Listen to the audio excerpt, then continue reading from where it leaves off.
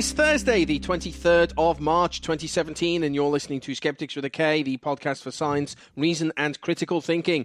Skeptics with a K is a production of the Merseyside Skeptics Society, a non-profit organisation for the promotion of scientific skepticism on Merseyside around the UK and internationally. I am your host, Mike Hall. With me today is Marsh. Hello. And Alice. Hello. So I'm really busy at work. Yeah. Like, I'm really busy for at a work. change. Just for a change. But, I mean, like 12 to 14 hours a day. Busy. That's not good, Busy Mike. at work. It's not healthy. I'm often forgetting to eat. What about your Huel? I don't have time to go and mix that You shit up. don't even have time to put some water into the grey sludge that you choke down. It means I need to get up and go to the kitchen and... I had a conversation today with a colleague who shouted at everybody to say, no, you need to have breakfast in the morning because you fuck up experiments if you don't have breakfast in the morning. Good. I've been telling you this for years. You have to have breakfast, Alice. So Mike, you need to eat. I mean, I haven't eaten today. I literally haven't eaten today. No, that's not true. That's not true. I had a mini pack of shortbreads. That doesn't count. But the upshot of me having done nothing but work for a long time is that I've got no stories to tell. No, nothing interesting. Plus, we're recording early. We're recording almost a week early. Yeah. So it means I'm going to need you guys to pick up the slack on that. So tell me something interesting, because my life is a mess of code at the moment, and that's all it is. Yeah, well, by the time this show goes out, I'll have been to Berlin and back. That's not a what have you been up to story. It's what will you have been up to?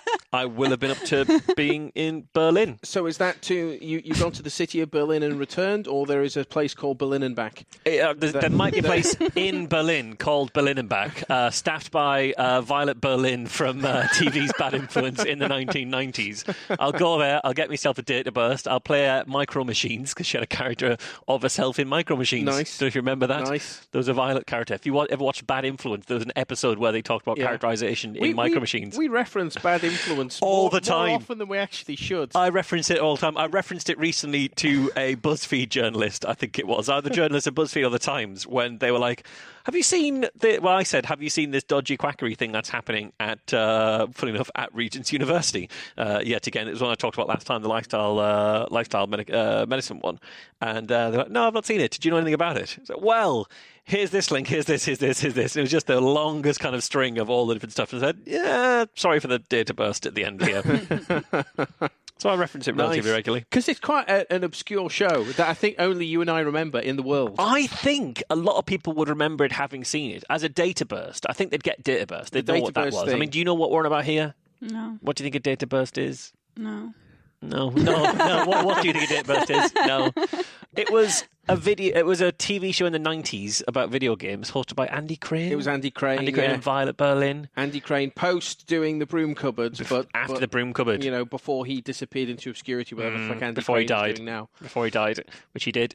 Might not have done. I don't know. No, it was all about video games. And at the end, they'd show you a load of cheats and reviews and things of video games that they'd flash up on the screen that would run through at 1,000,000 miles an hour. And then you had to record it and then watch it back on freeze frame on your VCR, which effectively meant you put it on pause and go and shake your head up and down with the juddering picture that a freeze framed on a VCR would do, and then you could never read. I never read a single word of it. No one ever did. Never did. This was before digital and before Zoom, Alice. I know. I remember video. Okay, good. I'm just trying to benchmark where you are. But only just. I mean, what, The Matrix came out in 99? 99, The Matrix. You were born in 1990? Yeah. The Matrix is really quite So DVDs were around a bit before The Matrix. The Matrix was the reason a lot of people got DVD rather than videos. So I watched videos for what do you do as a child? Do you watch cartoons on video? Between the ages of 3. And your dad, being a massive... yeah, we got a DVD player pretty much immediately. Yeah, okay. So you probably got a DVD player in 1997. Probably. So you had that glorious 4 years, really, where you remember videos. Cartoon. I've still got videos of cartoons that I really liked when I was a kid. Those are worthless. They are. Those are useless to you now. But we keep referencing Bad Influence for a long time on this show, and here we are, 195 episodes in. Is it 195? I think 95, 94, something like that. This is. We don't keep track of that kind of thing. We've only just explained to anyone who's listening what the fuck we are talking about when we say I think we've a Bad explained it Influence before. data burst. I was in Sunderland as well. I did my kind of annual lecture for the Sunderland Journalism School, the University Journalism School. Do they let you in? They let me in. Are you allowed in Sunderland as like a Geordie fella? Like I've got to sort of go in disguise. Yeah, got to surreptitiously wear bits of red and have a slightly more dour complexion. No, it was really good. It was lovely to present my kind of bad PR kind of stuff, which I've got back up and running, and I'm doing sort of a few things around it at the moment. So yeah, that's kind of gone well. So I've done Sheffield recently. I've done Sunderland. If you happen to be at a university with a journalism department and you'd like me to come and do a guest lecture for your journalism degree, I will happily do that. So yeah, just get in touch. Always happy to do that. Alice, what have you been doing? I seem to have been doing everything. I had like the world's most manic weekend recently where we decided that we were going to go down to Wales overnight on Friday. Okay. Was that a last minute thing? No, we decided it a while ago, but we'd already got things booked on the Saturday night, so we knew we only had to go for basically 24 hours. But we decided that we were going to take...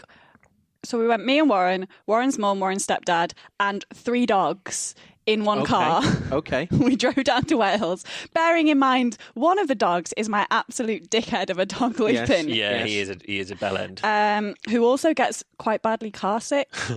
Okay. So that was an That's weird, 'cause dogs usually love cars. Yeah, dogs fucking love to stick their head out the window and it all goes flappy around their jowls. Did you let him stick his head out the window? I did let him stick his head out the window just because he was feeling really sick, and I thought the fresh air would do him so good. And he did like that. Yeah, he did like sticking his head out the window. Because I wouldn't necessarily trust your dog not to jump out. I had to hold. He was on his lead, and I held him very tightly. And we had to keep him away from the door handle and window buttons so that he didn't suddenly like push it further down. I always wonder about that. What stops a dog just like leaping out? Usually somebody has to hold them in, I guess. Well, I guess No, it but you depends get on the somebody dog. driving and then there's a dog in the passenger seat. Yeah, I guess it depends on the dog. Some dogs may have a sense of self-preservation, unlike Lupin, who would quite cheerfully leap in front of anything, I'm sure. Yeah, that's true. Absolutely. Oh, look at that speeding train. I can catch that. Yeah, he's got no concept of self-preservation whatsoever. So yeah, he gets quite travel sick, and he gets dead cute because he looks at you really sadly and forlornly, like, "Why do I feel so ill? Make it stop! I don't understand." You want to get him a nice C-band acupressure collar. Yeah. I'll get one of those little static things that you trail out the back of the car onto the ground. Yeah, little anti-static straps that go to. I was going to do a story on them once, but I wasn't that interesting. I got bored. Got really bored. I start so many stories that I get bored of halfway through and just give up. Yeah, you start so many stories, I get bored of halfway through. It's fucking slamming Alice today. Terrible. Jesus it's terrible. Christ. It's absolutely terrible. So how was Welsh Wales? So we got there and we were staying in 2 little pods in the middle of somebody's lawn, basically. They had a huge farmhouse. So they built pods. They built little pods, little hut things with like a little balcony and decking and stuff over a stream. There was a stream running through the garden and like this massive garden. It was basically a couple of days revolving around the dogs. So then we took them all to a dog-friendly pub for dinner where they pulled across a screen so that we could let them all off the leads, and they're just roaming around this pub, like causing trouble, peeing on the floor, generally being nuisances. That doesn't sound ideal.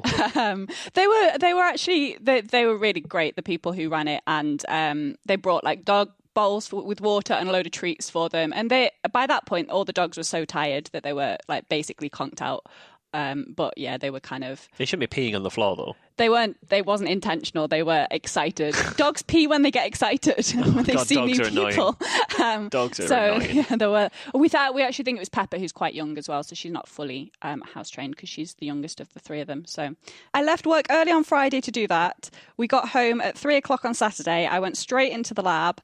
I had to work in the lab for a while, and then we went to see Damnation of Faust, which is a like half classical music, half opera thing. Nice.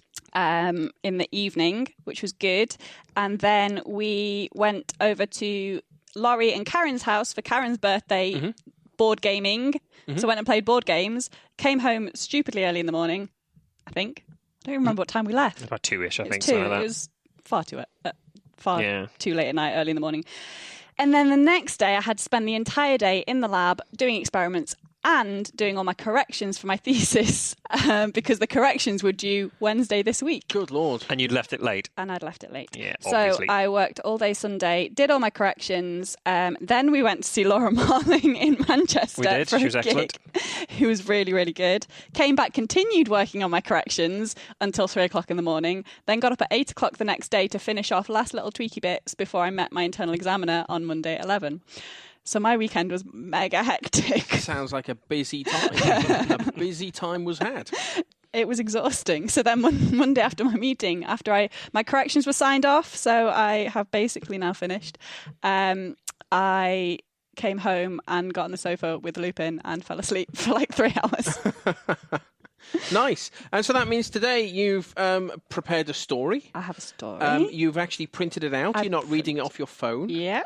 You turned up on time for the recording. I was on time. It's great. It's like having the old Alex.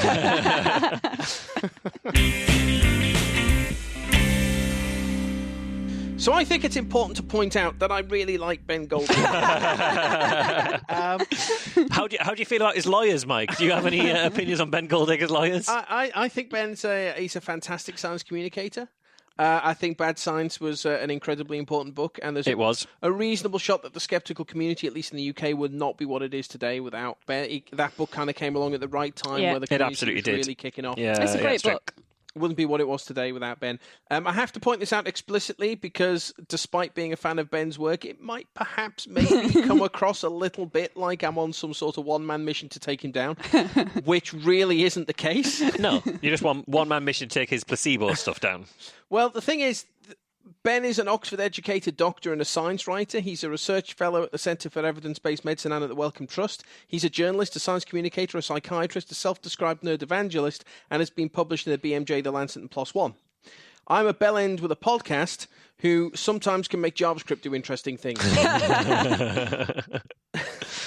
On the vast majority of things I've heard Ben talking about or read in his books, I agree with him wholeheartedly, and it's entirely possible that I'm on completely the wrong page with this whole placebo effect business. I think it's deeply unlikely that you're on the wrong page. It's a possibility, and it's possible that smarter people than me are going to come along and put me right. I don't think I am.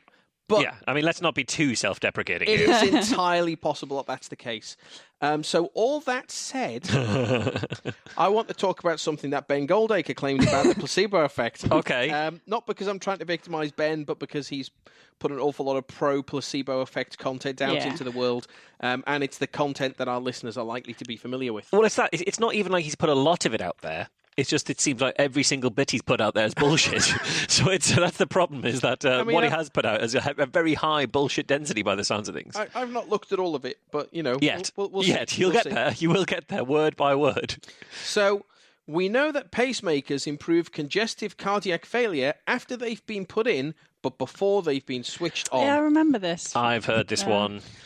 He told 9 Lessons and Carols for Godless People this in 2009. It got a very big laugh from the audience at the time, possibly the biggest laugh of his kind of quasi-comedy bit that he did on placebo effect. In his book, Bad Science, Ben goes into slightly more detail on this, although only slightly. He says, a Swedish study in the late 1990s showed that patients who had pacemakers installed but not switched on did better than they were doing before, although they didn't do as well as people with working pacemakers inside them, to be clear. Well, that's good, at least. Yes. That he's not saying that it's just as good as an actual pacemaker.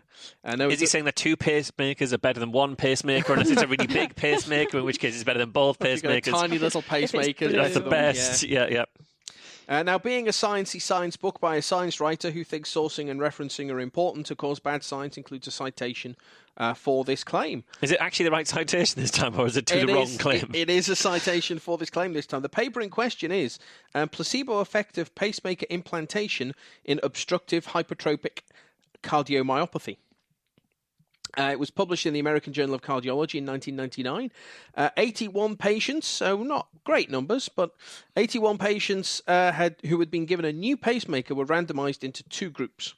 The first group had their pacemaker programmed to AV synchronous mode. Okay, where the AV is atrial and ventricular. Ah, not like audiovisual. Not audiovisual. Right, gotcha. No. Yeah. So the composite outputs on the chest. SCART socket. Plug them in. SCART leads.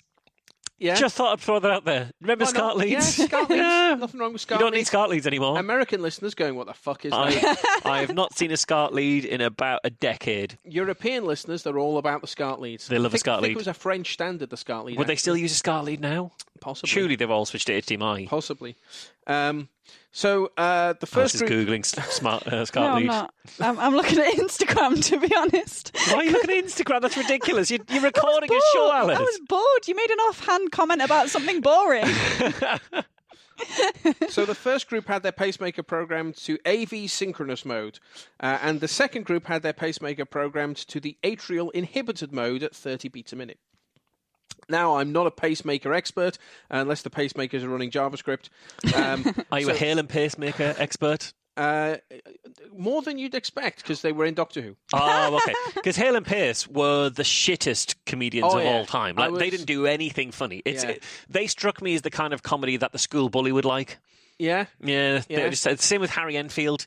I bet the school bully bloody loved Harry Enfield, I bet. I mean, they did at my school. Yeah, every single one. It took me a little while to get an understanding of what this, AV synchronous mode and atrial inhibited mode. Because of course they wouldn't explain it in the paper. No, of course they don't. So it took me a little while, but I think I've got a handle on it now. So AV synchronous mode is a properly configured pacemaker. Yeah, they've set it up properly. They've tuned it for the patient. They've optimized the settings so it's going to it syncs with your A and your V. Do the right thing for the patient at the time. Synchronicity in your heart. That's quite important. Yeah. Atrial inhibited mode is where the pacemaker will only stimulate the heart in the event that the heart itself doesn't beat. So it is inhibited by atrial action. Oh, okay. So it's not a constant ticking along. It's a monitor to see if something fucks up. Yeah. So if there is too long a gap, it will. Give you a nudge. It will. It will. Yeah, that's effectively what it's doing. It will stimulate the heart. So if you set the pacemaker to 60 beats a minute, and if your heart takes longer than 1 second to beat, it will be stimulated by the pacemaker. So, you missed a bit, mate. And just kind of nudge it along. However, if your heart keeps regular time faster than 60 beats a minute, it won't be stimulated at all. And the pacemaker is effectively inert. So it is inhibited by your heart actually working, means that the pacemaker isn't. At this point, I'd like to thank Tom Noonan, who helped me out with the understanding of some of the technical detail in this paper. Nice. Which was nice of him. So for this study, they set the pacemaker to 30 beats a minute, which to all intents and purposes is off. Yeah, to a beat every 2 seconds. I mean, your heart's not working very fast at all for that. Yeah, it's very unlikely that a patient's heart is going to have a gap of that long, and so the pacemaker What's a standard beat per minute for a heart? I think 72 is average, although I've got a really low pulse. My pulse is sometimes as low as 49. Really? Yeah, I've got a very, very low pulse. Mine's really fast. Yeah. Mine gets up to like 90. How do you know? Resting rate of about 90. Why do you know? I mean, I wear a pulse monitor constantly in my Apple Watch. I didn't even know my blood type until recently. I go to the doctors a lot. So that's a fair point. Alice spends a lot of her time in medical facilities. Yeah. I have no idea what mine is, but my heartbeat doesn't tend to kind of vary that much. I don't think my heartbeat particularly quickens. No, it's just it's pretty steady not at quick, all times. Not slow. No, it just kind of just knocks about. No matter what I'm doing. It's a constant. I only have a resting heartbeat. It's just kicking along. At all times, it's a resting heartbeat. So it's unlikely that a patient's heart is going to have a gap that long. So it's probable that the pacemaker will never actually kick in. The paper refers to this as inactive pacing. It is essentially a placebo pacemaker. It is in there, but it will never fire. Yeah. And if it does fire, it's because the patient's heart hasn't beat for 2 full seconds. Yeah. You probably want should it to, fire. Yeah, it's like it's there as a threat. Yeah, it's like the pacemaker just like leaning over you while you're working, going like, just making sure, you keep beating. There's probably ethical considerations to be had in there Correct, as well. If the patient's heart has actually stopped beating and they have a pacemaker in the heart, but you've turned it on for the bants. Yeah, fair enough. Yeah. So they put it so it's unlikely to fire, but it could do. But it's very unlikely that this is. There must be somebody who's got a pacemaker that they've had like Wi-Fi enabled, so they can sort of track it with online stuff. Actually, isn't that a thing? Aren't they doing that now? So doctors can like monitor your heartbeat if you've got a pacemaker from a distance. Yes, they can do that. Yeah, you can have you set your phone up to automatically send your medical information to your doctor as it happens. That seems worrying though, because like someone could hack that and then know what makes your heart beat faster. I read a really interesting article. No, this is genuinely quite interesting. Well, it's enough to make you put Instagram off. So A really interesting article today Warren sent me about a sex toy manufacturer, the guys who make WeVibe. I can't remember the name of the manufacturer now, are being sued because they've got this new WeVibe that is a smart vibrator that you register to the app and that you can use the app to control it, basically. So it's for like long distance partners or whatever, you know. And they've discovered that the app's like really not secure. A, they've been collecting data on people using the WeVibe. That's a bad idea. Which is not great. Jeez. And B, it can be hacked and people from within Bluetooth range can activate the vibrator. Oh, that's a bad idea. Which is sexual assault. That is a bad idea. Wow, don't do that. Don't do that. So I think they've just settled out of court on it. This is what happens when you have not technology people designing technology. Yeah. That is appalling. Just to be clear, WeVibe is WE. It's not an add-on for a Nintendo console. No, it's not. And it's certainly not we as in us. It's a shared. It's a vibrator for couples. Yeah, I mean, it's certainly not we as in WWE, which is something totally different. So, the programming of the pacemakers was performed by a technician who was not involved in the study. Only was to the sense that he did that bit. Yeah, but he wasn't told that we're studying this and this is what Gotcha. you're doing. You're just told you have to program this pacemaker. Yeah, but I mean, he wasn't. I was uninvolved in the study. Yes. He was involved in the study, just not at any of the start parts of it. The programming was blind to the patient and to the responsible physician. There's a possibility, I suppose, that the technician could have leaked information to the patient while they were programming it, but I imagine they programmed them before they put them in. They might program after they put them in, I don't know. So there's a possibility that the technician could leak information to the patient there that, you know, kind of, as he's sitting there going, atrial inhibitors. Who knows? But the paper doesn't say one way or the other. They looked at several outcome measures at baseline and then compared them to the same outcomes that they measured 3 months later. The outcome measures used were the NYHA functional class, which is a mechanism to describe the extent of heart failure on a scale of 1 to 4, where 1 is you have heart failure, but you've got no symptoms. So there's no limitation in your physical activity or anything like that. Oh, okay. Right, gotcha. 4 is severe limitations. You experience symptoms even at rest, and you're usually bedridden. Yikes. So it's a big deal if you're a 4. That's pretty serious. And not a big deal if you're a 1. What are they defining heart failure as? In this case, it's congestive heart failure. So that was one outcome measure, was the NYHA functional class. Another outcome measure was the left ventricle outflow obstruction, which is measured in millimeters of mercury. So that's a pressure reading. High pressure means high levels of obstruction in the left ventricle outflow tract, which is bad. Yeah. You don't want that. They also measured exercise time in minutes. They measured peak oxygen uptake. They measured peak heart rate during exercise, and they measured systolic anterior motion. What's systolic anterior motion? It's to do with the motion of your systolic anterior. Oh, I see. It's not anterior motion of your systolic.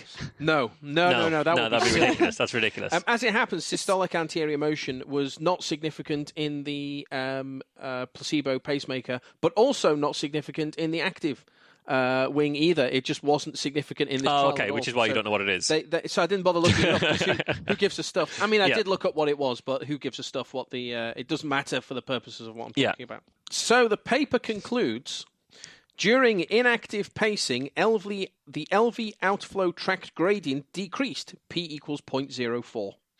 In patients assigned to active pacing, the reduction of the gradient was significantly more pronounced, p equals 0.0001. The difference in gradient reduction between the groups was highly significant, p equals 0.00001. So, what does all of that mean? Well, the difference in gradient reduction between the groups was highly significant, 0.00001. So 4 zeros after the decimal there. That's a tiny p-value, which is a pretty small p-value. We like a small p-value. But that is between the groups, which isn't really a surprise given that one group had their pacemaker off. What this tells us is pacemakers work. Good. Yep. Right. Thanks for that. To a pretty high degree of certainty. No relevance actually to placebo effect in pacemaker, blah, blah, blah. The LV outflow tract gradient decreased in patients with inactive pacing. What does that mean? The LV outflow tract is the portion of the left ventricle through which blood passes to enter into the arteries. If this is partially obstructed, then you are pushing the same amount of blood through a smaller space, which leads to an increase of pressure in the outflow tract. So I always hated learning about the heart. Yeah? I find it really hard to get my head around. I don't know why my brain does not work when it comes to heart muscles. It's horrible. Carry on. What level of information do you have about the heart? Not a great deal. Now. I had to you learn know about where it it for is. Yes, I know You know that. what it does. I know what it does. Good. Yeah, I know roughly how it works. Good. I know roughly what the chambers are for and how... Okay. Yeah. I've dissected a heart, but... Whose heart? It wasn't a person's heart. It was a pig's heart. A pig's heart. A dead pig's heart. Okay. You can't live without a heart. No. I know that. Good.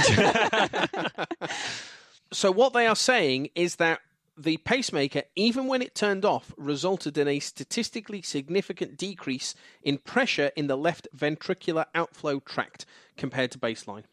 And behold the amazing power of the placebo effect. But is that placebo? Where's it fitted? Like, how do they...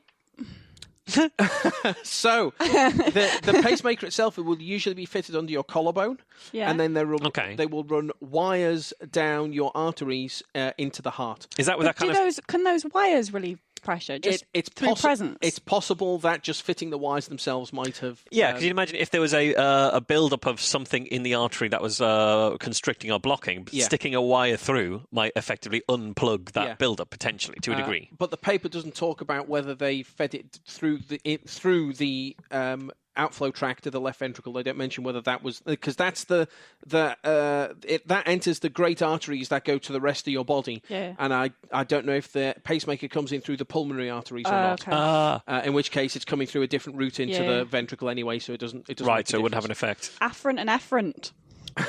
They're words used to refer to blood flow. Okay, good. One means in, one means out, basically. Is that so afferent and efferent? Afferent and efferent. Okay, and do those words have a relationship? To affluence and effluence. Exactly. That's where I was going. Almost certainly they do, yeah. Yeah. So the pacemaker, even when turned off, had a statistically significant effect in decreasing pressure in the left ventricular outflow tract. So Goldacre's right. Barely significant effect. P-value was 0.04. So the line for significance is usually taken as 0.05.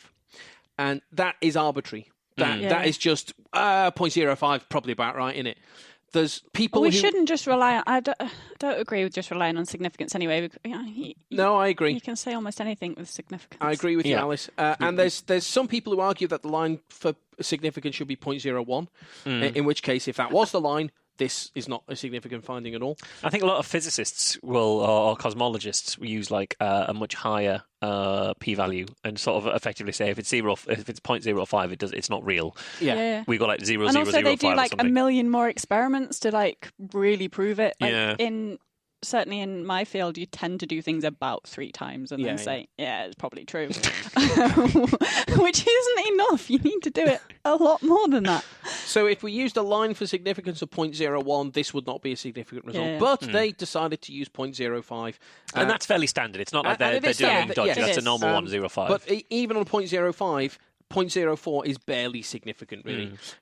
What about the other outcome measures, though? Well, in the NYHA functional class, there was no change with inactive pacing. Patients remained in the functional class they were in previously. Okay, so it's not making anyone better in that sense. No.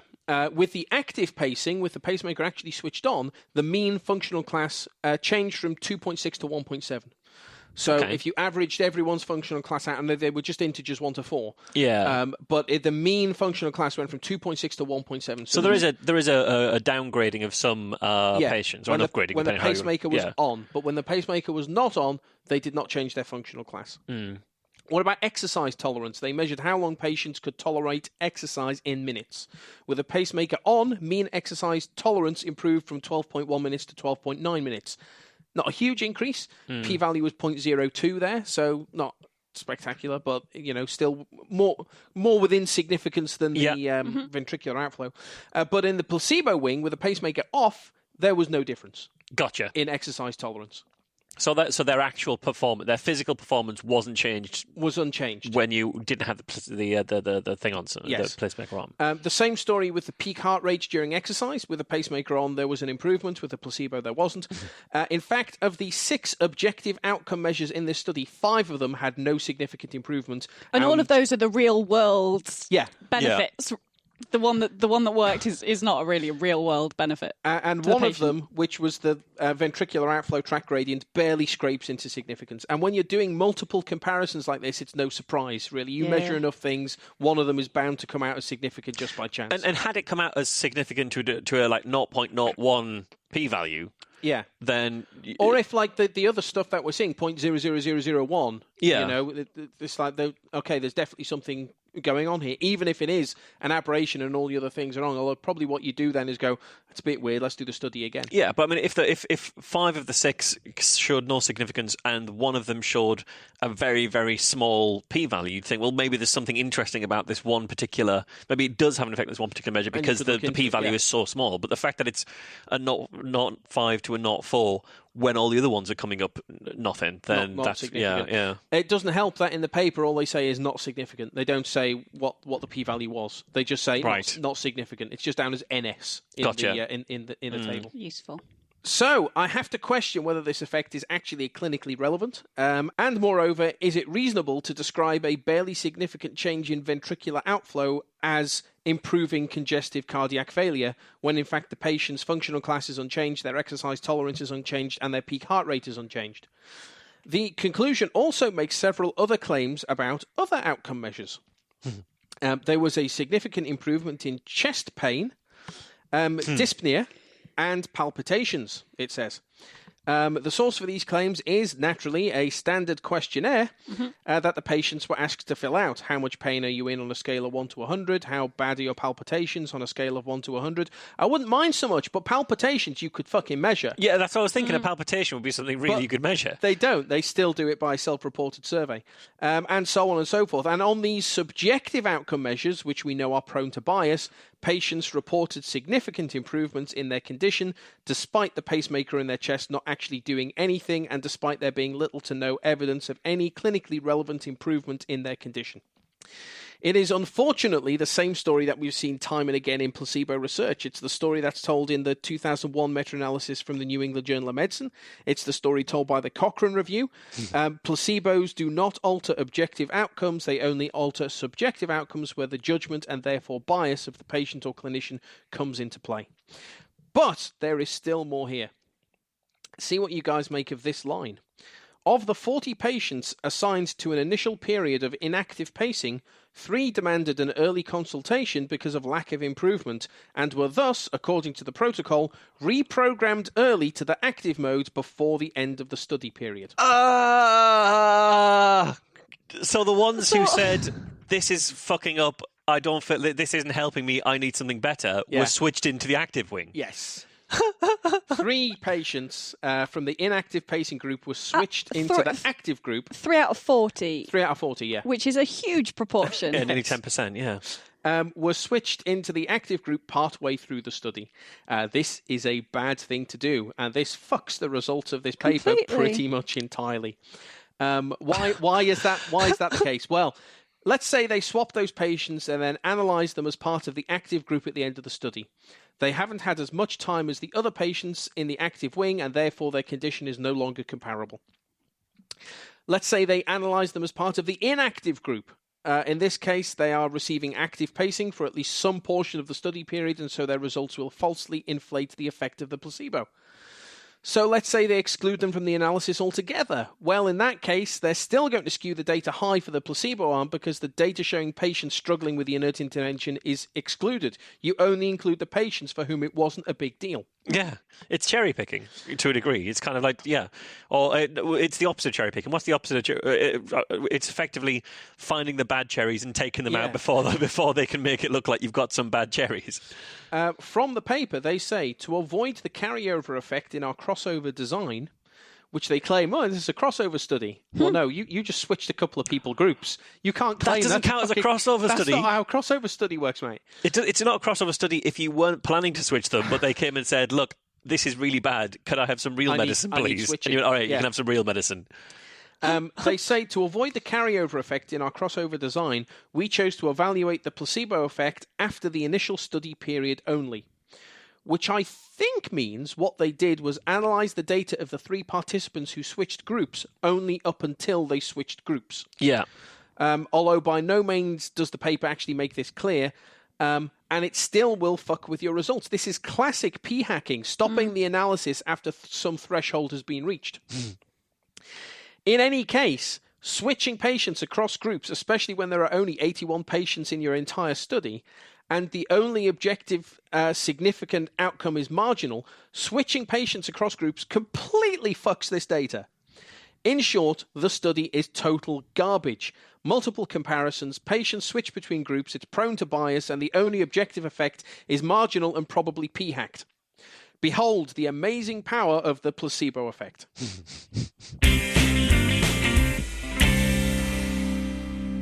There's something that's been on my mind lately. Well, a while really, and I'm still figuring out how to talk about it, but I thought, why not continue figuring it out on a podcast that thousands of people listen to? What could possibly go wrong?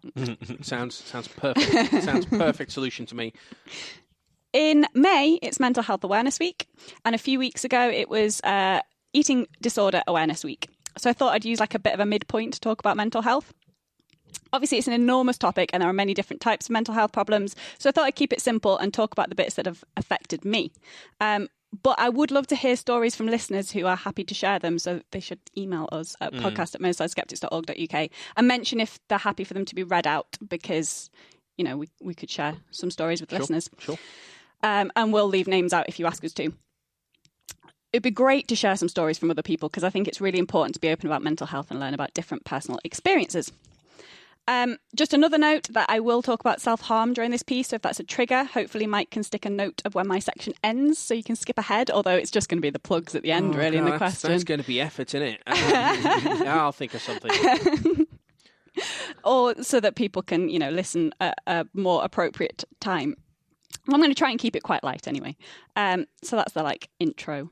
Bump. It's going to be a light, friendly version chat of about self-harm depression and depression, self-harm. Yeah. So raison d'etre of the show, really. Yeah. We cover weighty topics with a bit of lightness. With insufficient amount of gravity. There's an awful lot of Buffy references in here. Okay, that's good. Something I can get on board with. I think a lot of listeners know I have mental health problems. I'm not particularly shy about it. So I thought we could use it as almost a bit of a case study. So about 1.5 years ago, I was diagnosed with moderate to severe depression, but my mental health problems started a long time before that. So I started suffering with this particular bout of depression perhaps 3 years ago, maybe closer to 4.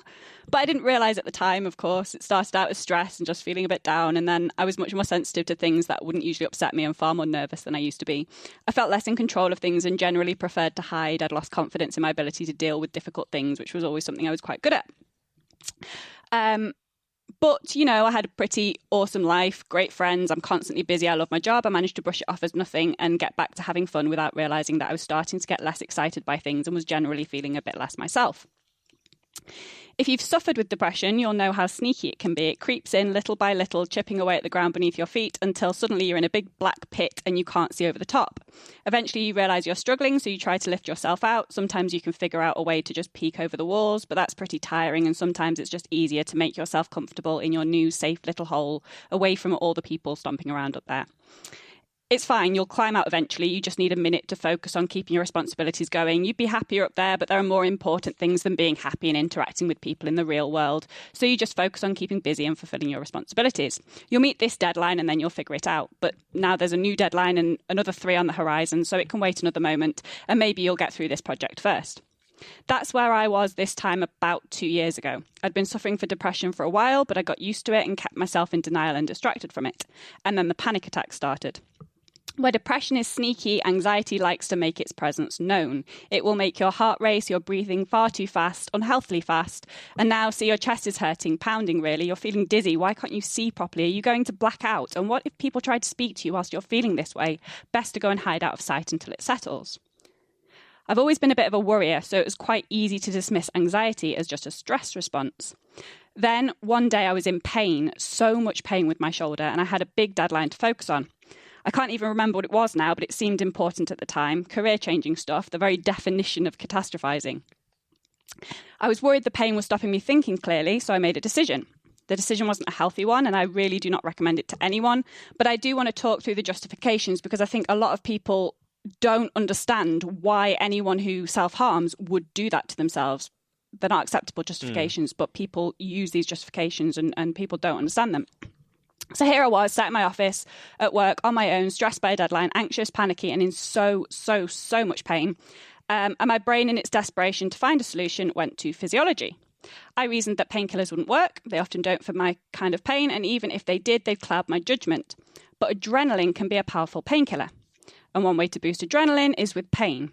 So I rationalised that if I harm myself in a way that would cause pain, it would distract me from the pain in my shoulder and it would release adrenaline to keep me calm.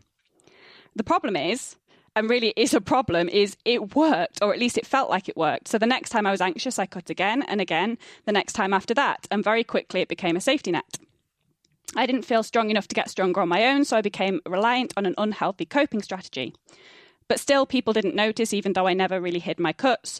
People didn't realise what the marks were, and I convinced myself that I had safe rules. I figured, what's the harm? It helps, I'm not doing it dangerously, so the only downsides are the scars, and who really cares about scars? That was my irrational brain doing the talking. I still didn't realise I was suffering anxiety and depression. I was just a normal stressed person getting by. I was watching Buffy the Vampire Slayer constantly because I didn't like the silence of being alone, and Buffy was my denial and distraction. Although it also made me feel better in a lot of ways to escape from the real world and to see strong women fighting on despite the world literally ending around them. But I also used it to deny my depression. Then 6 months after I started cutting, I realised my weight had plummeted. I'd lost my appetite months before and had stopped eating. Eventually, I realised I enjoyed the dizzy headache from not eating, and it felt rewarding not to rely on food. I felt like I was achieving something. Every day I managed not to eat until tea time. Again, my irrational brain kicking in, and again, I didn't see the depression warning signs until I realised how thin I was getting. I'd lost my curves that I'd been so proud to get, and my clothes weren't fitting anymore. I mentioned my lack of appetite to people, and they pointed out that, yes, they thought I'd lost weight. Other people had noticed too. There were two turning points at that point for me, really. There have been more along the way, but two at the time. First was when I met up with you, Marsh, and your lovely wife, Nicola. We went for dinner after the fireworks on bonfire night, and we chatted about bits and pieces, and I mentioned how anxious I'd been lately. I mentioned my way of dealing with it was to cut, and you were both very nice about it. There was no judgment. You asked questions, and we chatted quite lightly in a positive way. Nothing deep or dark, but I did notice Nicola's eyes fill up for a moment whilst we talked, and at the end of the evening you told me that next time, instead of cutting, I should drop you a message and we could talk about it. That was the first time I really saw the effect that my cutting might have on important people in my life, and that was the first time I realised it was a problem. It had been going on for 7 months on and off by then, and that was the first time I'd realised it was a problem. That's a nice thing about our group of friends is no one's really particularly judgmental. No, not at all. No, not at all. Yeah. Which is awesome. And this is a ridiculous self-indulgent thing to be saying on a podcast going out to many people. Yeah, exactly. Who neither know nor care about most of the people. Yeah, they don't care about what friends we've got. No, it's true. Our friends are fucking brilliant. They're amazing, incredible, and I realise that so much more now. But it's not just our little circle of friends, though. I've talked about this on Twitter, and I had nothing but positive things from people. You know, I'm followed by quite a few people, listeners, scientists, you know, in my little bubble, and I absolutely appreciate that a lot of people get a lot of judgment about cutting, but in my little bubble, people have never been judgmental. I've had, you know, I don't cover my arms at all. My scars are quite obvious. They're not super obvious, but they're obvious enough that people notice them. People who realise what they are, I've seen them clock them and realise what they are, and they have never been judgmental. They've never done anything more than kind of maybe rub my arm to say, I know what those are and I'm here sort of thing. It's never been a judgmental thing at all. So. I think it also helps that you've got a dog that scratches everything all the time. So anybody who doesn't know would, exactly, just blame the dog. Dogs don't tend to cut in straight parallel lines, though. But yeah, there's a lot of people who, especially people who are naive to self-harm, they wouldn't recognise them. But anybody who's known somebody who self-harmed or self-harmed themselves immediately recognises them because they're quite clear what they are. So that was the first turning point. But then a few weeks later, I was sat at my desk, staring at my computer, not really able to think. I'd taken to reading about ways to deal with anxiety, and it just triggered a panic attack every time. But I was in the throes of a big panic attack, so I looked at it again thinking maybe I could calm myself down. And then suddenly everything clicked. Anxiety is a symptom of depression. I wasn't suffering anxiety like I thought I was. I just let the depression go too long untreated. So I sat down and thought about everything I was doing, the not eating, the cutting, the crying in the cupboard, the not feeling able to cope with things. And the next day I went to the doctor. I had a lovely doctor. He looked at my cuts. He was kind and sympathetic. He told me I had depression. He talked me through all the options and told me what I could do. He talked about medication and therapy, and we decided together that I'd start with medication. I was just about to start my write-up, and therapy waiting lists could be really long. What you might notice so far is that I've talked about the timeline of what happened when and how, but I've not really talked about how I felt, because that's the really hard bit. It also took me a long time to figure out what I'm actually feeling, because you kind of become the master of denial when it comes to emotions. Partly my depression has convinced me that I don't deserve emotions, that other people have it worse. They have good reason to be going through tough things. I just need to shut up and keep it to myself. But also partly because it's really fucking hard to talk about emotions because it makes you feel vulnerable. But let's give it a go, because I think it helps people understand. So my depression has been a lot of different things. It's been that denial, that feeling of not coping and wanting to hide from the world. But it's worst, it's the feeling of inadequacy. It's feeling worthless and undeserving of good things. I have a wonderful life, wonderful friends, wonderful partner. I have a great job, a great flat, a dickhead, great puppy, and a supportive family. And a lot of that is hard earned. I work hard. I care about people. I'm considerate. I'm intelligent. I'm good at what I do. But these are the things that you forget when you suffer with depression. Depression tells me I'm not good at what I do. Everybody else I work with is better. I'm an imposter. They just haven't realised how terrible I am. I pretend to work hard, but really I'm lazy. I mean, I procrastinated for 3 whole hours today. Depression is the not noticing that in those 3 hours, I actually wrote a piece for the podcast, skimmed over some literature and helped a colleague with a protocol. Depression likes to point out that even though you worked 10 hours today, you took lunch away from your desk and you made a mistake in your experiment, which means you're now behind. And aren't you so stupid? You should work all weekend to make up for it. You don't deserve a break anyway. It's lying in bed for 3 hours in the morning, staring at your phone, trying to find some kind of motivation to get up and dressed and into work. But really, the last thing you want to do is face people who are so much better than you are, and you really don't have the energy to get in the shower and put on your makeup. Depression is exhaustion. I hadn't slept for more than 4 hours a night for several months. I was burnt out and worn down. The flat was a mess, so I didn't want to get out of bed. I didn't want to feel guilty about the flat being a mess. The bedroom was a mess, so I didn't want to switch the light on. I was far too behind at work and I didn't have the energy to catch up, and I wasn't capable enough anyway. I'd go to meetings and feel so overwhelmed by how incompetent I believed I was, or how I was letting everyone down, my colleagues who worked so hard, my supervisors. I was just about able to fulfill my responsibilities just enough to stop people noticing that I wasn't coping, but there's no way I was coping. And I beat myself up about that. I should be able to cope. I should be better at this. Why can't I get over it? Why can't I just get on with work and get on top of everything? I'd walk out of meetings with tears in my eyes, feeling so fucking useless. And then I started seeing a counsellor. And honestly, I felt so much worse. At this point, I had somehow managed to complete my thesis, hand in and pass my viva, and I felt worse than ever. Now, so much of the pressure had been lifted, I still felt worthless. I stopped harming for a while, but now I didn't even see the point in trying not to. I felt like a burden to my friends who had been wonderfully supportive for months and months. I felt like they deserved to see progress, even though I was worse. And counselling was giving me all these tools and tricks that I didn't feel capable of implementing. But I stuck with it. I kept processing. I kept talking. I opened up more than ever to my friends and my counsellor and the people around me. And I kept trying and failing to put things into place. And then I had another turning point. I'd spent the entire afternoon trapped in a cupboard at work crying. It was the worst I'd ever felt. I felt like such a failure. And I reached out to 2 people to help. One was you, Marsh, and the other was Warren. And between the both of you calmed and reassured me. And for some reason, it felt different to all the other times people had reassured me. For some reason, that particular crash was my last really severe crash. I've dipped a few times since, but all of a sudden, with the help from my counsellor and the support of my friends, I realised and truly believed that I was capable of getting better. So I started working hard and putting into place all those things I'd worked on with my counsellor, and they started to work. My counsellor reminded me that I'd done so much work and was really changing things. She reassured me I was doing so much better and that it was all through my own hard work. I realised I can do it. I am capable. And I'm fucking good at my job. I've managed to get so much done despite the impending apocalypse. I might have fucked up a few experiments because of the cloudiness depression brings, but I've got a lot of them done. And I've designed some that really investigate some really important systems. I've got some great data and things are going really well. Sometimes depression does feel like you're Buffy the Vampire Slayer with all the big bads coming at once to end the world. But really what Buffy taught me is that with your gang of Scoobies, a watcher to give you the tools to fight and some confidence in your own ability, you really can save the world. Or at least you can continue to live in it. And as Buffy says, sometimes that's the hardest thing. It's not fucking easy. I'm a long, long way from better, but I have the confidence that I can do it, and that's worth so, so much. And I'm not entirely sure what the point in this piece was. Mainly it's to offer reassurance to other sufferers. Partly it's to raise awareness, partly to raise a bit of a toast to Buffy, which was 20 years old a few days ago. But mainly it's to open a conversation. We should talk more about depression. We should be able to recognise the warning signs, and no one should be scared to get treatment. I didn't notice the warning signs for like 3 years.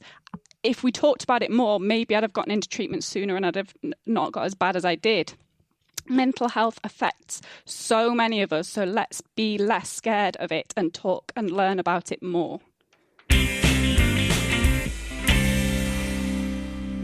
Okay, so we've got a question here from Siri, who says, today on Facebook, a friend shared this meme, and they pasted the meme there. It says, Samsung has confirmed that its smart TV sets are listening to your every word, and the company is now warning customers not to speak about personal info while near the TV sets.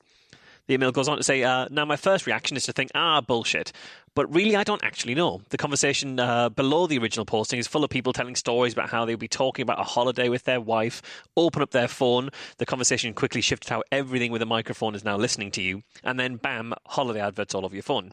To me, this seems like nothing more than confirmation bias. But again, what do I know? Such technology, though a giant invasion of privacy, would be hugely beneficial, and I can see why it might exist. So what say you, oh wise ones? So, Mike, what say you, oh wise one, as our resident technical person? Yes and no.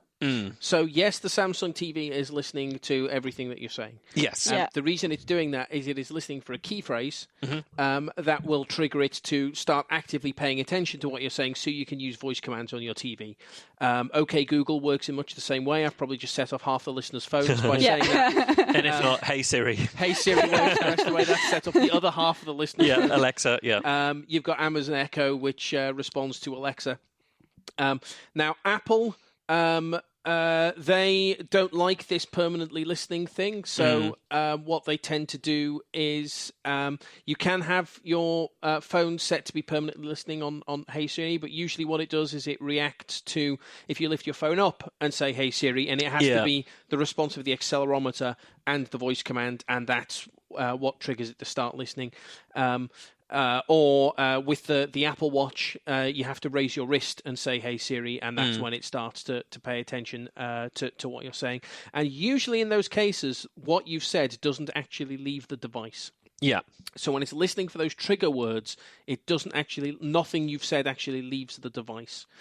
So with the Samsung TV, it will be sitting there just listening for its trigger word. Now, once it's heard its trigger word, it will listen to the next thing you say, and it may send that off-site for processing to some much smarter natural language processing software that they've got on their server, which returns, okay, we think the customer said this. Yeah, I think you want to do a Google search. I think you want to try and do this particular search. The TV tries to do its best to figure out. It's why Siri doesn't work if you've got no internet connection. It says, Siri not available. Hey Siri still works because that software is local on the phone. Yeah. But the actual interpretation of the command, that happens off-site. In principle, they could keep that information. I know Amazon keep everything that you say in your into your Alexa is recorded at Amazon. In fact, you can load the Alexa app and you can go back and you can listen to your old Alexa commands, and it says you this is the recording. We think you said this. Is that right? And they use that as part of their feedback mechanism. So things like that happen. And I think there has been at least one case where police have subpoenaed Amazon to provide the recordings from the Echo in a criminal investigation. And this is always going to happen. If there is that data out there, then it's going to be in a place where it can be subpoenable by the police, or in the UK, the Digital Economy Bill, which effectively gives the government access to metadata on your phone calls and the content of your emails and text messages, which they can have anyway, not through the TV, not through your phone. As far as I'm aware, Apple do not keep any of the recordings. And I don't know about Google. Google may use it for training their natural language processing software, but no human being is likely to hear these recordings. So that's my understanding of the technical setup of where things are. But that's also your understanding of the stated functionality. And not that's what they that's the process they say that they have. It is plausible that it would be possible for them to have the always listening on reporting back, and that could be something that they would have to. It would be, yes. The reason that I think that is unlikely, if they were recording and sending everything, is that people would notice that.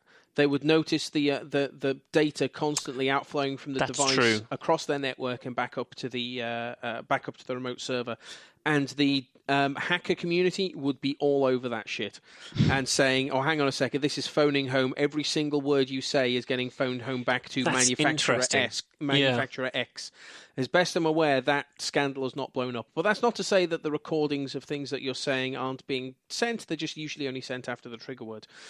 Now, all that said, I do not believe that anyone at the moment is using that to feed advertising. I agree on that, because that would involve a low level of subterfuge. Essentially, that would effectively be that this thing exists, and it doesn't just exist for the CIA to be hacking your smart TV, as the story came out recently. Although that required them actually being at your TV to do it, which is they had to actually load software onto the TV. They needed physical access to the TV. And once they got physical access to your TV, they got physical access to stick a camera wherever they like, to smart TV or not. It doesn't matter. Although what I liked about that project is they codenamed it Weeping Angel, which was the CIA making a nice Doctor Who reference. So I hear. I like that. That's a nice Doctor Who reference. Someone at the CIA, someone with no morals at the CIA, is obviously a big Doctor Who fan. I wonder if there's a big overlap between those two states, having no morals and enjoying Doctor Who. So for it to be used in advertising, it would have to. I mean, it would have to be stated and open for the advertising companies to have access to that. And you're opening up to such a degree that I do think someone like Boing Boing would have been involved. Would have spotted that by now, or other hacker communities. Someone involved in advertising would have said, "Whoa, this is over the line."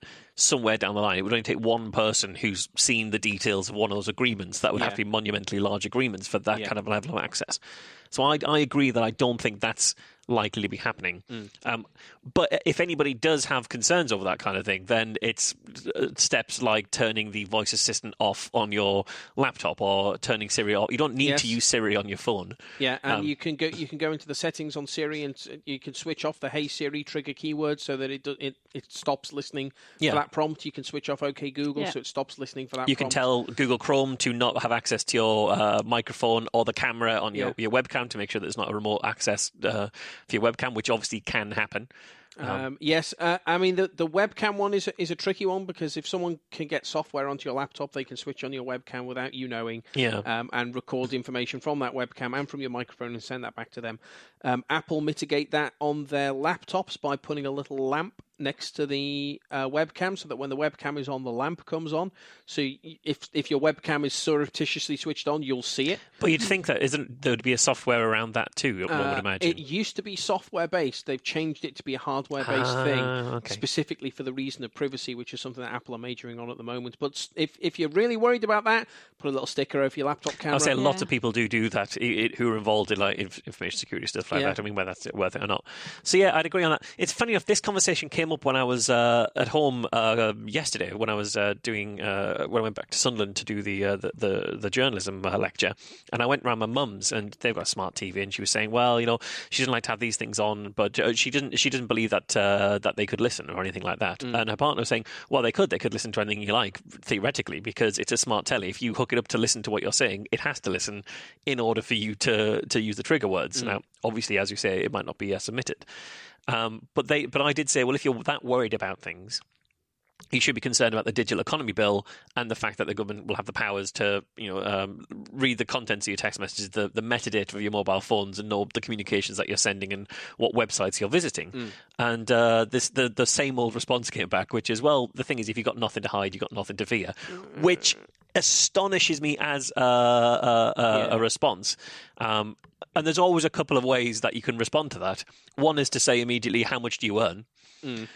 And it's very, very rare that the person will want to tell you, even though they've got nothing to hide. Yeah. It turns out they don't want to tell you everything all the time. Privacy is important to people. It is. If you're any more mischievous, you can ask them what their favourite genre of pornography is, and they're not going to tell you that either. We even had a project about that at one point that we never got off the ground, didn't we? We got a kind of prototype together, and then it kind of floundered as a project. It's maybe something we should look at doing.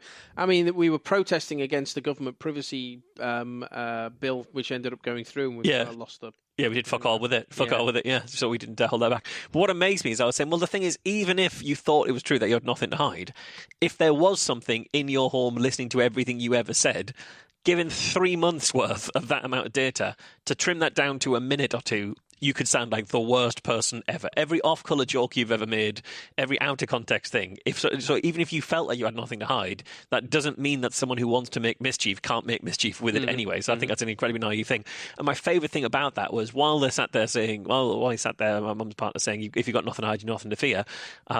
Over Christmas, I was there while they're watching the latest releases, the latest films on their little smart box that they've got plugged into the telly. Okay, yeah.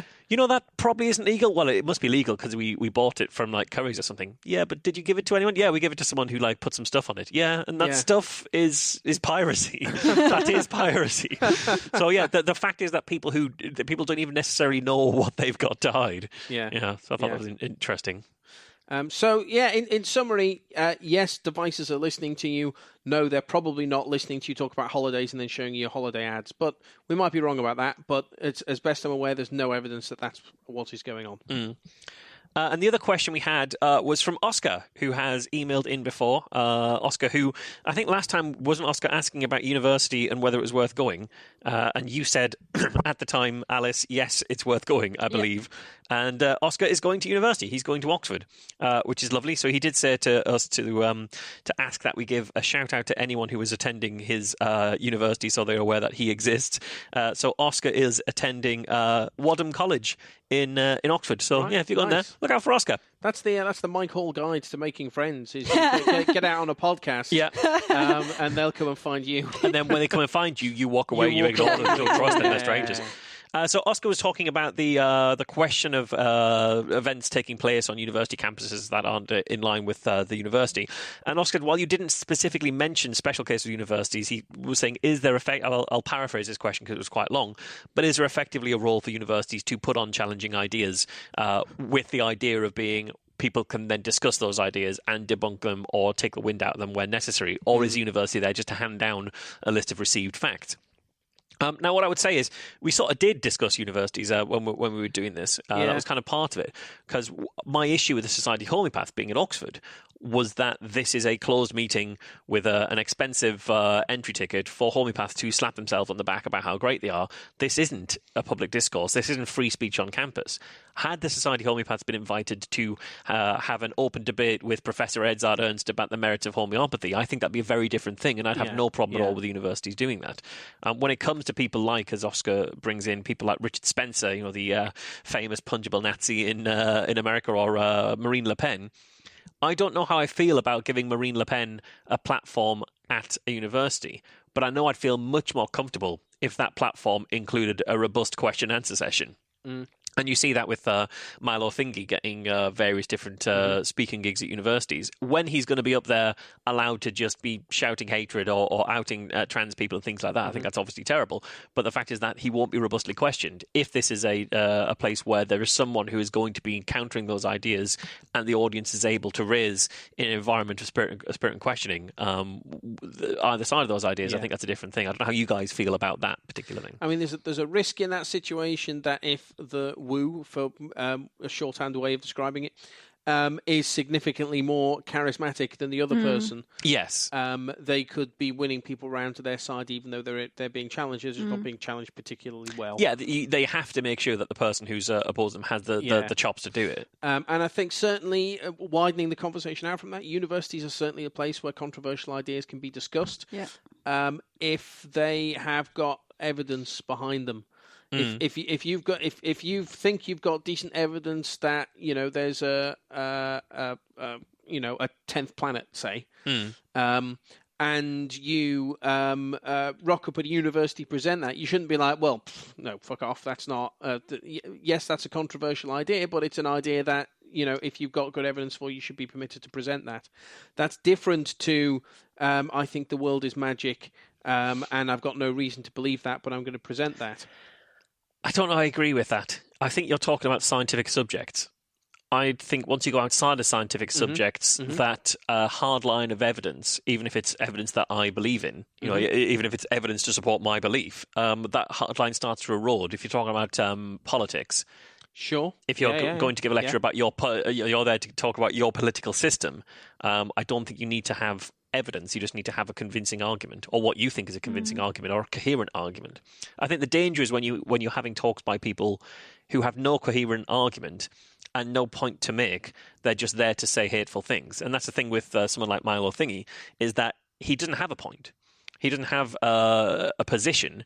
He is an adjutant, and just that. He'll shift whatever position he likes so long as it causes noise. But he's also intensely charismatic with it, which means he wins people round by putting across the position that he puts across. Yes, yeah. Which is difficult when he's doing it to a room full of students, especially, who wasn't in their first year of university kind of, looking to find themselves and... Yeah, and terribly naive about the world. Yeah. Any thoughts, Alice? You've been very quiet on this. I'd need to process my thoughts more before I could say anything on it. Okay, we can answer Oscar next week then. Yeah. So that's the questions for this week. I mean, obviously, it's a thorny, tricky kind of one that we aren't going to answer here. We're going to get a lot of email about that one. Lots of people. I'm sure every single listener now has got a view of what they think and a rattling an email out as we speak. Podcast at Mr. Skeptics. They're welcome to that. Absolutely. I mean, we'll all have very different views on it. And this question segment specifically is us kind of shooting from the top of our head, unprepared, really. Yeah. But if you do have a question you want us to discuss in that format, then podcast at merseysideskeptics.org.uk. There was one other thing I did want to say, which was a follow-up on a previous story, which apparently we never ever do. So this is kind of an exclusive breaking the mold event. You might remember in September of last year, Good Thinking took the unusual move of threatening to sue the Charities Commission, our own regulator. That's a fairly unusual move. It was a fairly unusual move. Yeah. So effectively at the time, there were people who were reporting pseudoscientific charities, like the Mound Project, who were giving homeopathy to HIV and AIDS patients in Botswana, and the Charity Commission weren't doing anything about it, even though they didn't necessarily believe that those goals of those charities were indeed charitable or in the public benefit. At the time when we threatened to take them to court over that decision, they backed down and said, we'll have a review. We've been keeping an eye on that, and as of this week, or last week by the time the show goes out, that review is now kind of open, and it's a consultation that people can submit stuff to. Yes. So we'll stick a link up in the show notes, but effectively, Good Thinking are going to be sending in a response, and various other bodies will be sending in a response, kind of a full, detailed response, just as the Society of Homeopaths will doubtlessly be sending a response, and the British Homeopathic Association. And it's not just homeopathy, it's all sorts of kind of quackery and charities. So there'll be a few autism charities, I imagine, that are peddling things like GC Math and various different anti-vax kind of stuff. I'm sure they'll be interested in this kind of conversation. So we're probably going to see a larger response even than we did to the World Homeopathy Consultation. There's going to be cancer charities as well, sending people off for Gerson therapy and that sort of stuff as well. It covers a huge spectrum of topics. This. Yeah, it really does. But effectively, if the Charity Commission can get to a point where they have a robust policy on what to do about charities that promote pseudoscience, not only will there be no more charities registered going forward that have these dodgy kind of aims, these aims that are not in the public benefit, but it will mean that the ones that are already registered will have to go for re-register and not pass the bar and potentially be deregistered as charities, which means they lose out on tax benefits, they lose out on the legitimacy of being a charity, they lose out on fundraising platforms like Just Giving, things like that. So it could be really significant. Now, your average consumer of those dodgy products, or your average homeopath, your average fan of MMS, might well be sending in their thoughts on this. And so we'd like Skeptics, ideally in the UK, perhaps even broader than that, to send in their thoughts too. And it doesn't have to be a weighty 30-page document where you've weighed up every sort of different element of it, because that's what we'll be doing with Good Thinking. It's what Nightingale Collaboration and various others will be doing. But just having what the average person on the street or the average pro-science person thinks about whether a charity should be allowed to promote something that's got no evidence that it works or that has been comprehensively disproven, that could even be harmful, those kind of views will be listened to at this stage. And we've seen how well these consultations can work when it comes to Liverpool, when it comes to the Wirral. This is the next big one that we'd like your help on. Yeah. So please take part in that. You've got until the 20th of May to send in a response, and we'll put a link in the show notes.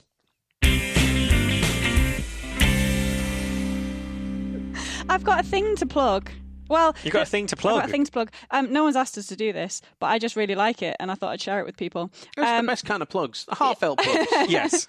Plugs where we actually give a shit, not when we're being paid by Blue Apron to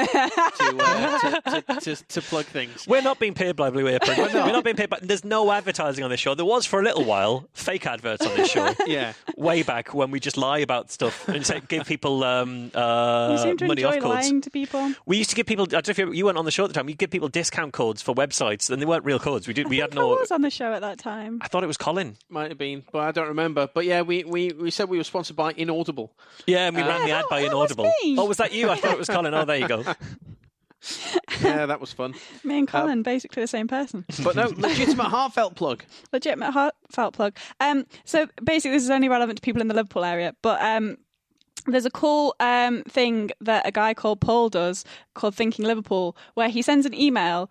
You subscribe to his email list, you get a weekly update of talks, debates and interesting events in the Liverpool area. So our stuff gets put on there quite regularly, nice. Yeah, which that is is great. nice. But lately I've just taken to then WhatsApping lots of people saying, there's this talk, and then there's this talk, and then there's this talk. We should go to these talks. So that there's some really interesting stuff going on in Liverpool, and he organises it into a handy little list of things that you can take your pick from. It's great. So it's Thinking Liverpool. I don't know the website name. I don't know the website link, so you can... Oh, no, there it is. www.thinkingliverpool.com. Yeah. Good website. Nice. So you should sign up for it, and then you'll know when our events are. Also, you should subscribe to our newsletter. You should subscribe to our newsletter. You could do that on Merseyside Skeptics website, merseyside.skeptics.org.uk. There we go. Double plug. Nice. Aside from that is all we have time for. All that remains is for me to thank Marsh for coming along today. Thank you. And thank you to Alice. Thank you. We've been Skeptics with a K, and we will see you next time. Bye. Bye.